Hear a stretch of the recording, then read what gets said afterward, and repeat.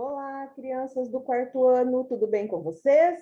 Vamos para mais uma aula de geografia. Hoje, 18 de junho de 2021, sexta-feira. A nossa aula hoje é um pouco grande, tem bastante conteúdo para nós estudarmos. Mas, se ficar cansativo, dá uma paradinha, uma descansadinha, depois retoma, tá bom? Mas não deixe de fazer a aula inteira, ok? Não precisa fazer tudo de uma vez se ficar cansado, mas tem que realizar todas as atividades e ler todos os textos junto com a professora, acompanhando a videoaula. Combinado, crianças? Então, vamos lá. Então, hoje, Macatuba, o nosso cabeçalho, né? Escola Municipal Odila Galilista, Macatuba, 18 de junho de 2021. E nós vamos fazer geografia da página 6 até a página 15, certo? Então, vamos lá. E depois vocês terão à disposição no grupo uma leitura de leite. Não deixe de fazer a leitura. Então, vamos começar com formas de relevo. Vamos ver quais são as formas de relevo? São 4 formas de relevo principais. São 4 as formas de principais de relevo. Montanha, planalto, depressão e planície. Montanha, grande elevação natural do terreno com altitude superior a 300 metros, podendo superar 8.000 metros.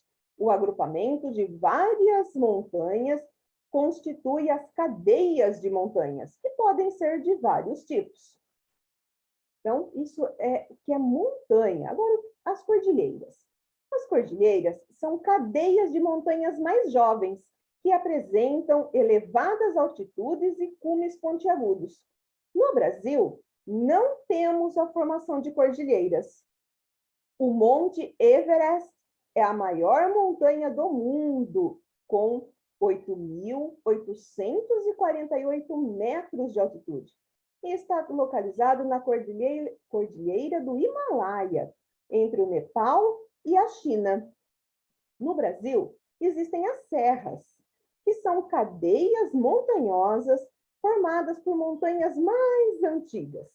Seus cumes são mais arredondados, em razão de desgastes erosivos causados pela ação da chuva ou vento ao longo do tempo. Então, tem aí, ó, parte da Serra da Mantiqueira, em Brasópolis, e a vista do Monte Everest. Fica lá na cordilheira do Himalaia. Planalto, ainda na página 6. Vamos ver o que é o planalto?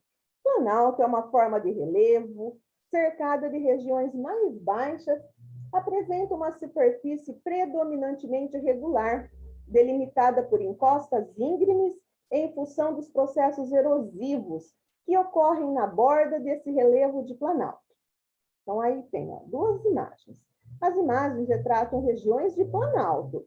À esquerda está o município de Ponta Grossa, e à direita de São Pedro, aqui pertinho da gente, né? E Ponta Grossa lá no Paraná. Agora, planície. Vamos ver o que é uma planície? Lá na página 7 agora.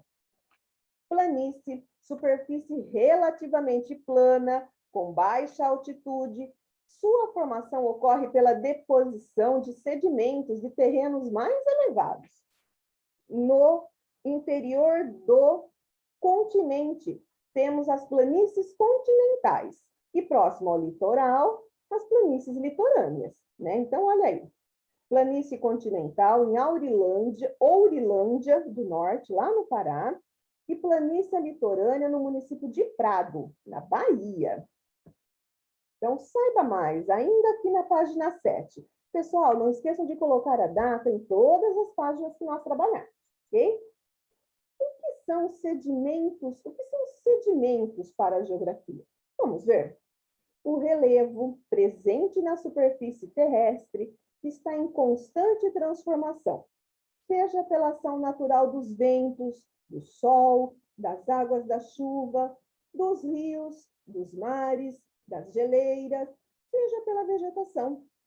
É claro que algumas dessas modificações demoram muito tempo para acontecer, pois ocorrem lentamente, porém, acabam transformando as diferentes paisagens existentes na superfície terrestre. Os sedimentos são minúsculos pedaços de uma formação rochosa, que ao longo do tempo passou por desgastes naturais, ocasionando a fragmentação e a desagregação de parte de seus materiais. Assim, os sedimentos que se desprenderam das rochas vão se acumulando nos terrenos próximos ou serão transportados para outras regiões com menores altitudes, por meio dos ventos ou das águas das chuvas, dos rios e dos mares. Então, olha aqui, ó. As rochas, né, com a ação do vento, da chuva, vão se desgastando e formando sedimentos. Agora, lá na página 8, depressão. Vamos ver o que é isso? Coloquem a data na página. Depressão. Porção do relevo que apresenta menores altitudes em relação às áreas situadas ao seu redor. E aí tem a vista de parte da depressão sertaneja, em Quixabá, lá no Ceará. Ok? Esse QR Code a professora vai enviar para vocês embaixo da aula. Ok? Bom, agora, retomando um pouquinho, nós vimos nas páginas anteriores, lá no início dessa unidade, o que é relevo, né? Então, vocês podem retomar e ler de novo. E a professora já colocou aqui, então. Dá uma paradinha no vídeo e responde as questões, ok? Aproveita para estudar. Então, o que é relevo? É um conjunto de formas existente na superfície terrestre, que apresenta áreas mais altas, mais baixas e irregulares. Agora, o que é altitude? A altitude indica a distância vertical entre o nível do mar e um ponto na superfície terrestre. O que é distância vertical? Olha só, horizonte, horizontal, linha do horizonte. Vertical, né? Vertical. De cima a baixo, ok? Então, é a altitude, é a distância vertical. Atividade 3 agora, vamos lá? Aí tem, olha, na atividade 3. Agora, observe diferentes paisagens brasileiras e escreva nos espaços indicados a forma de relevo correspondente a cada imagem. Essa aqui, que tipo de planície que é? Quem sabe me falar? É uma planície litorânea, né?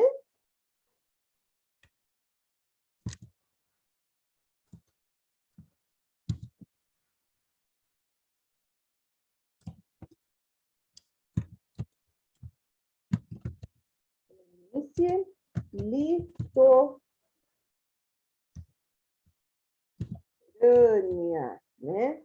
E essa aqui do meio, quem sabe me dizer?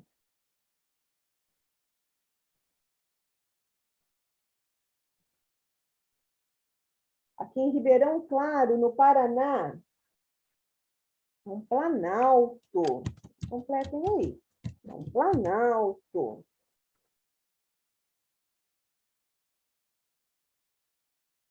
E, finalmente, essa última da Chapada dos Guimarães, lá no Mato Grosso.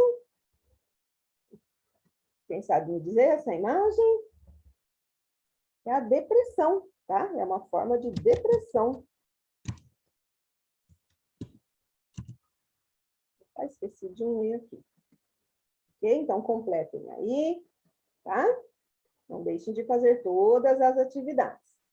Bom, agora, atividade 4. Sobre as formas de relevo, marque V para as alternativas verdadeiras e F para as falsas. As depressões apresentam altitudes mais baixas em relação às áreas situadas ao seu redor? E aí, verdadeiro ou falso? É verdadeiro, né, pessoal? Verdadeiro. Agora, aqui.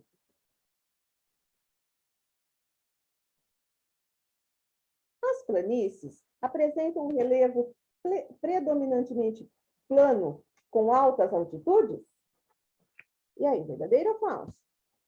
Falso, né? Próximo. Vou acertar aqui. As montanhas são relevos planos com baixas altitudes? Não, né? Falso. E para finalizar,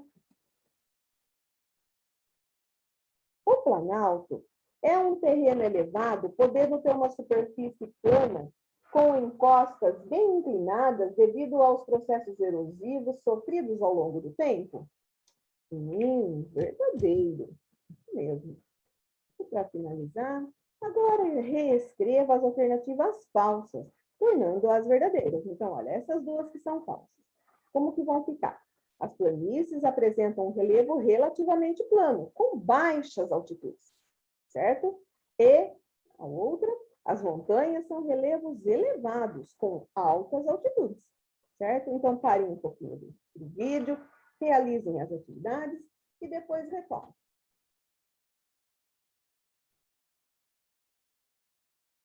Um minutinho, deixa.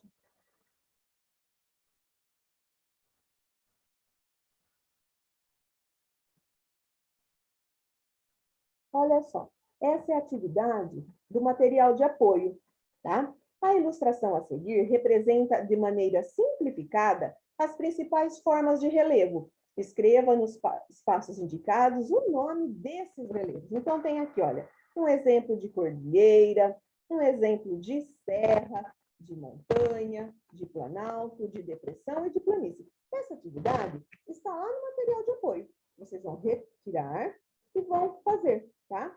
Eu não me lembro se tem alguma coisa atrás. Se não tiver, vocês podem colar no caderno. Se tiver, deixa sem colar. Eu não me lembro agora. Combinado, crianças? Então, dá uma pausadinha no vídeo, realiza a atividade e depois retoma. Agora nós vamos para a página 9, transformações do relevo. Como que o nosso relevo é transformado? O relevo pode ser modificado pelo desgaste das rochas e dos solos em razão de processos naturais, como a erosão eólica, fluvial, marinha e pluvial, ou ainda pela ação humana, chamada de ação antrópica.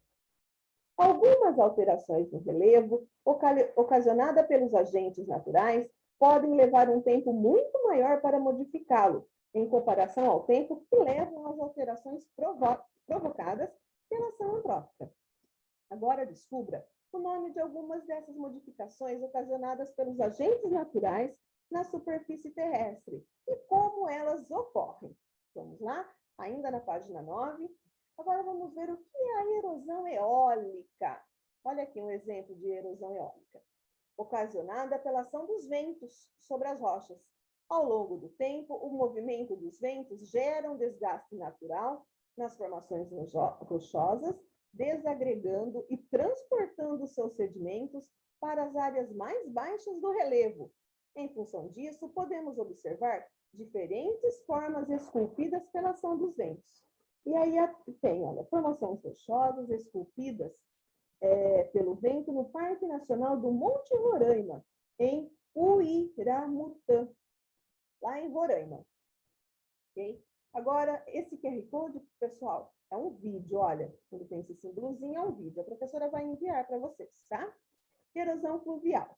O atrito entre as águas dos rios e a superfície terrestre gera a desagregação de sedimentos por onde a água passa, deixando o caminho do rio mais largo com o decorrer do tempo. E tem aqui, ó, vista dos rios das Antas no município de Veranópolis. E, finalmente, a erosão marinha. As águas marinhas também modificam o relevo em seu entorno, pois se chocam constantemente com as formações rochosas.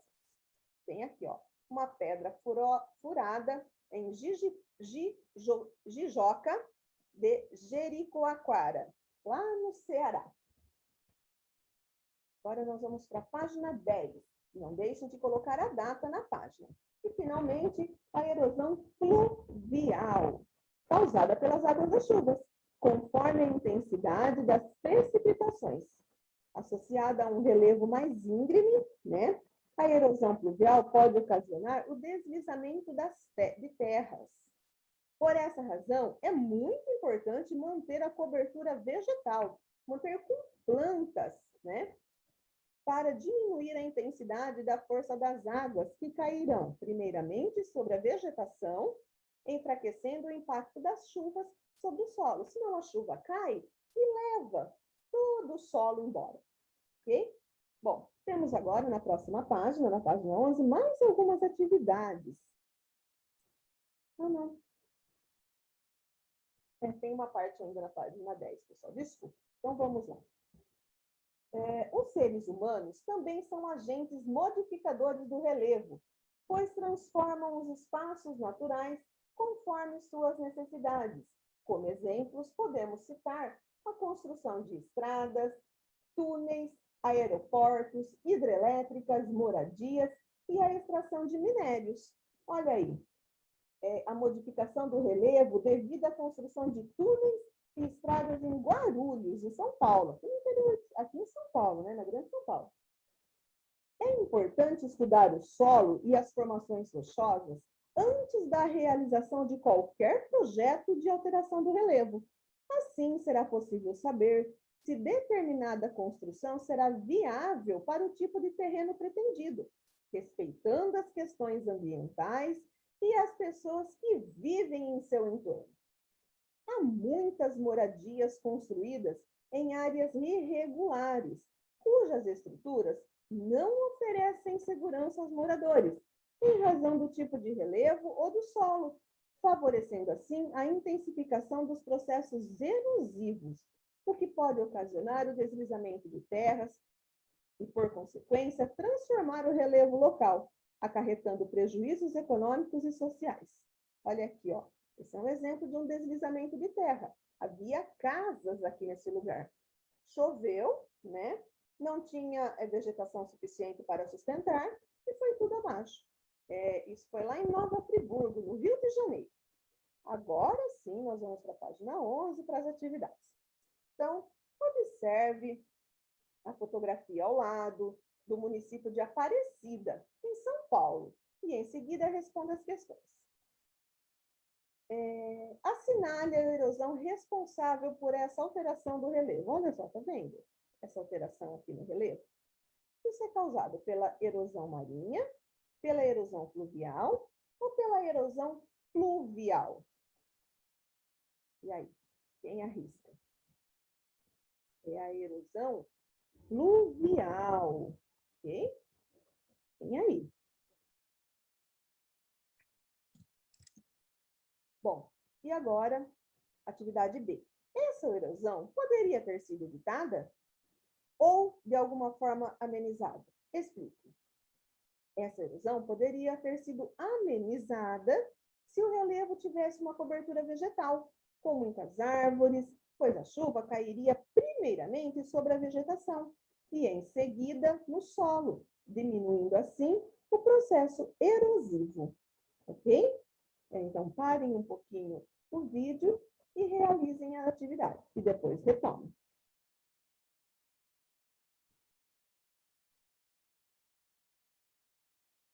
Agora, atividade 2.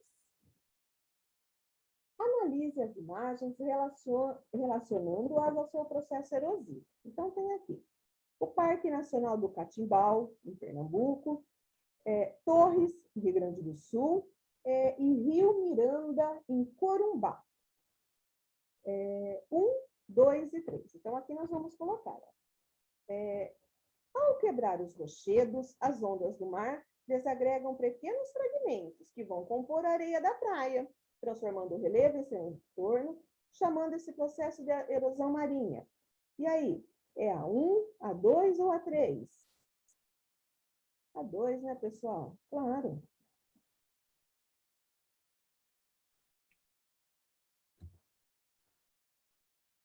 A próxima agora.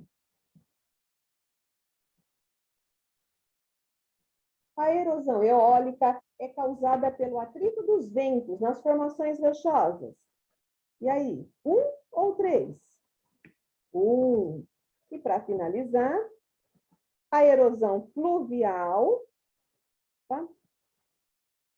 A erosão fluvial é responsável pela desagregação dos sedimentos do leito do rio ao seu entorno e também pelo transporte desses sedimentos para outros lugares. 3, né? É o que restou. Então, realizem a atividade e depois retomem. Como os seres humanos transformam o relevo? Por meio de construções de aeroportos, estradas, túneis, moradias e pela extração de minérios. Ok? Então, parem um pouquinho o vídeo, realizem a atividade e depois voltam, certo?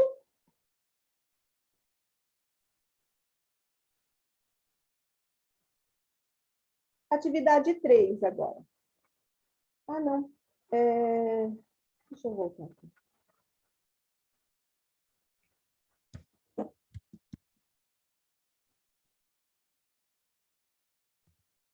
Atividade 3, pessoal. Já estava aqui, né? Como os seres humanos transformam o relevo por meio de construções de aeroportos, estradas, túneis, moradias e pela extração de minérios. E agora, atividade 4, está lá no material de apoio, ok? A professora vai pegar para vocês essa daqui. Olha só. Vou só tirar aqui para conseguir ler. Erosões e transformações. Observe as imagens e indique o tipo de erosão responsável pela transformação do relevo. Então, olha aqui, esse primeiro tipo. Qual tipo de erosão é? A erosão eólica. Esse, lá em Alto Paraíso de Goiás, a erosão fluvial. Esse lá de Bofete, em São Paulo, a erosão pluvial. E lá em Timbal do Sul, no Rio Grande do Norte, a erosão marinha. Então, agora, escolha uma das imagens acima e escreva um pequeno texto explicando como ocorre esse processo erosivo. Eu escolhi, para dar um exemplo para vocês, mas se vocês quiserem fazer outro, não tem problema, a erosão pluvial, ok?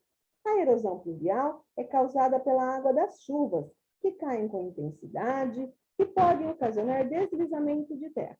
Então, vocês vão lá no material de apoio, retirar essa atividade, realizar, pause um pouquinho o vídeo, realiza e depois retoma, ok? E agora nós vamos para hidrografia, na página 12. Vamos lá?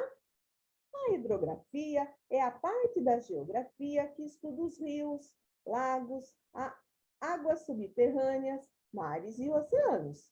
Para dar início ao estudo da hidrografia, vamos conhecer um pouco mais a dinâmica dos rios, desde a nascente até a foz. Observe a ilustração a seguir. Olha só.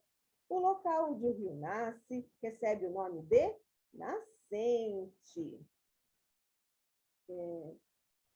Quando o rio encontra um desnível abrupto no relevo, formam-se as cachoeiras. O rio pode percorrer diferentes tipos de relevo. Ao encontrar uma depressão, pode-se formar os lagos naturais. Em seu percurso, o rio pode receber água de outros rios menores, chamados de afluentes. Agora, o leito. O caminho por onde fluem as águas dos rios é chamado de leito ou curso. Os seres humanos interferem no relevo, também nas dinâmicas dos rios, quando constroem barreiras em seu curso, formando lagos artificiais muito importantes para a captação de água e geração de energia. A foz. Ao final do seu percurso, o rio poderá desaguar em outro rio, lago ou no oceano. Chamamos esse local de foz. E, finalmente, a margem. As terras que ficam em torno do leito do rio são chamadas de margem. Tá? Essas são todas as partes de um rio. Olha que interessante. O curso natural de um rio parte de sua nascente e vai acompanhando o relevo da região até desaguar no mar, em outro rio ou em outro lago. No caminho, ele pode receber água de seus afluentes em seu leito. Ok? Página 13 agora, não esqueçam de colocar a data. O aproveitamento dos rios. A água é indispensável para a manutenção da vida dos seres vivos. Ela serve para abastecer as moradias, para gerar energia elétrica, para agricultura, pecuária e indústrias, e também para pesca, lazer e navegação. Rios perenes e intermitentes.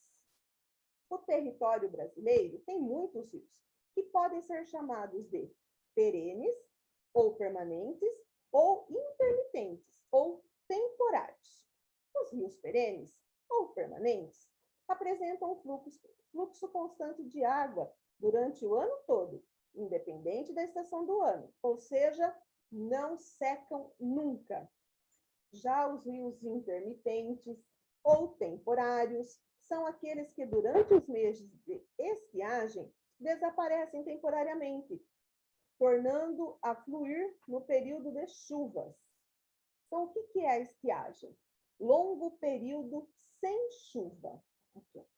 Então, tem aqui um rio perene, em Florianópolis, Santa Catarina, e um rio intermitente, em Oliveira dos Brejinhos, lá na Bahia. Ok? A maior parte dos rios brasileiros é perene, ou seja, permanente, possibilitando, assim, captação de água, o desenvolvimento de energia elétrica, o deslocamento de pessoas, mercadorias, entre outras atividades. Agora nós vamos ver o que são rios de planície. São aqueles que correm por regiões com pequenas irregularidades em seu terreno. Pela tranquilidade das águas, podem ser utilizados para pesca, lazer e navegação. Olha só, transporte de mercadorias no encontro do Rio Negro com os Solimões. A partir daí, passa a se chamar Rio Amazonas, lá em Manaus. Ok? Página 14 agora. Rios de Planalto, não deixem de colocar a data na página. São os rios que correm por terrenos mais acidentados, com irregularidades, em razão dos desníveis em seu curso. Cachoeiras e cascatas podem ser formadas. Nesses rios, existe a possibilidade de a água ser represada, criando barragens, que serão utilizadas para a geração de energia elétrica. Então, usina hidrelétrica em Xingó, entre os estados de Alagoas e Sergipe. São os rios de Planalto. Agora, para finalizar, nós vamos falar sobre mata ciliar e preservação dos rios. Em torno das margens do leito de um rio, localizam-se as matas ciliares. Essas matas são formações vegetais que ajudam a diminuir o assoreamento, ou seja, os processos erosivos em suas margens, causados pela ação das águas dos rios ou das chuvas. Dessa forma, evitam a entrada de sedimentos no solo para dentro do leito, pois, com o decorrer do tempo, a decomposição desses sedimentos pode reduzir a profundidade do rio, ocasionando enchentes nas áreas próximas. Os sedimentos também deixam as águas dos rios mais barrentas, reduzindo a entrada de luz solar, prejudicando por consequência os animais que precisam dessa água para viver.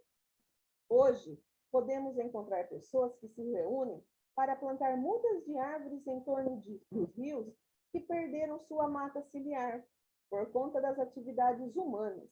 Essa ação contribui para a preservação das águas dos rios, tão importantes para a sobrevivência de todos os seres vivos.